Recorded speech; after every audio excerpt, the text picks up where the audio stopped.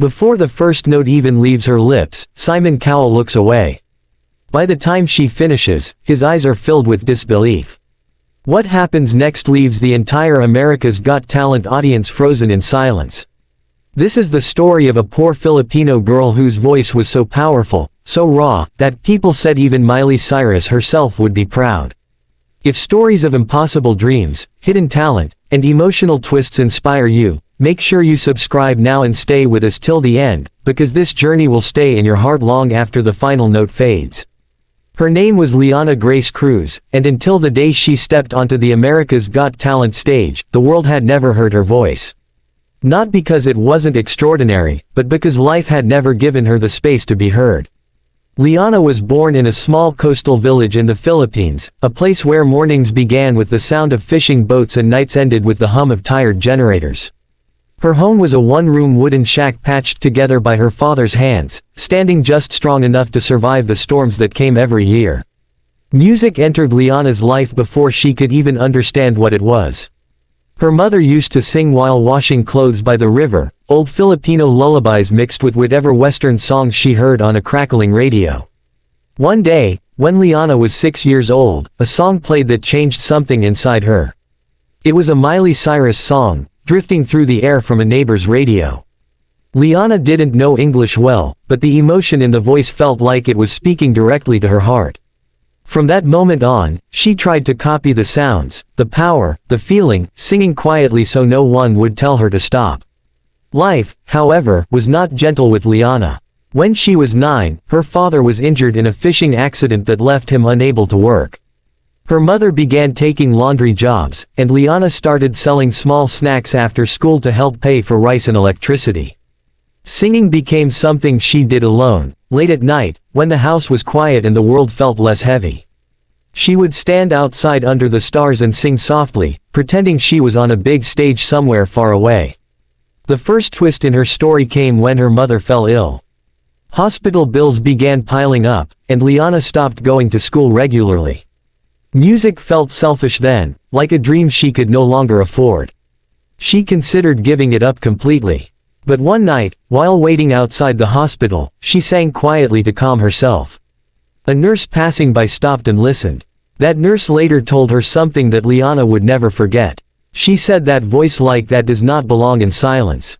Years passed, and the idea of America's Got Talent seemed impossible. Liana didn't even own a passport. But a local charity worker heard her sing during a small community event and recorded a short video. That video somehow reached someone connected to AGT auditions abroad. When the invitation came, Liana thought it was a mistake. She cried, laughed, and then cried again. The problem was money. There was none. Neighbors helped. Donations came in small amounts. Her mother sold her wedding ring. Every peso carried a piece of hope. The journey to America was the farthest Liana had ever traveled. The city lights overwhelmed her. The AGT theater felt like another world, filled with confident performers, glittering costumes, and loud voices.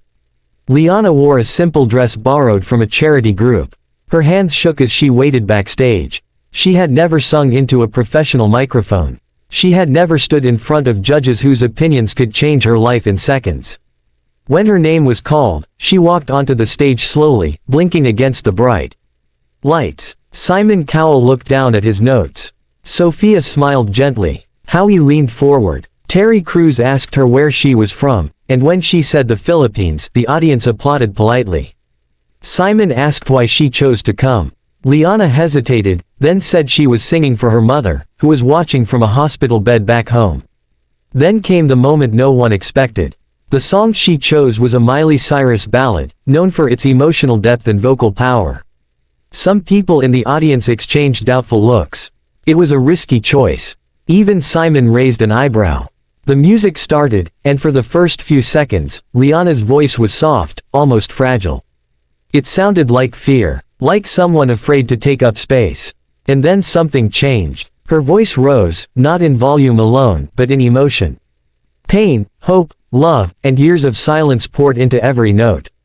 The room transformed. Conversations stopped. Judges froze. Simon slowly looked up. The control, the rasp, the raw honesty in her voice shocked everyone.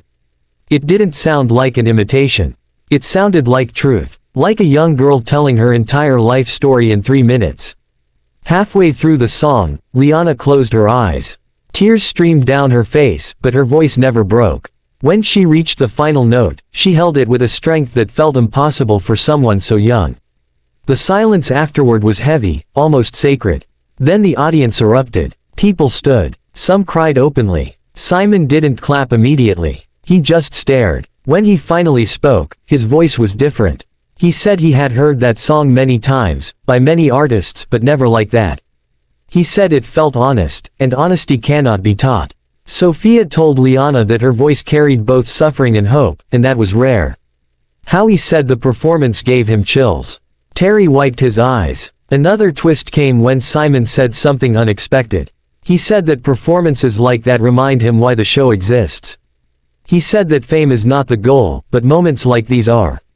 People online later said that even Miley Cyrus herself would be proud of what Liana had done with that song. But the journey didn't end there. Backstage, Liana collapsed into tears. She called her mother, who watched the audition on a shared television in the hospital ward. Nurses gathered around. Her mother cried and said she could finally breathe again, knowing her daughter's voice had reached the world. As the show aired, Liana's story spread across America and beyond. People searched for her name. Donations flooded in for her mother's treatment. Messages arrived from aspiring singers who saw themselves in her struggle. But fame also brought pressure. Liana faced criticism, comparisons, and expectations. She almost broke under the weight of it all. In the next round, she nearly quit. She felt she had already given everything she had. But remembering the nurse's words, remembering her mother's sacrifice, she stepped forward again. This time, she sang an original song about home, about storms, about voices lost and found. It wasn't as loud, but it was just as powerful. Win or lose, Liana had already changed her life. She returned to the Philippines later not as a celebrity, but as a symbol of possibility. A new roof was built for her family. Her siblings returned to school. She continued singing, studying, and growing, no longer afraid to be heard. Her AGT audition became one of those moments people replay years later. Not because of perfection, but because of truth. A poor Filipino girl walked onto a stage meant for giants and reminded the world that talent does not ask where you come from. It simply asks to be heard.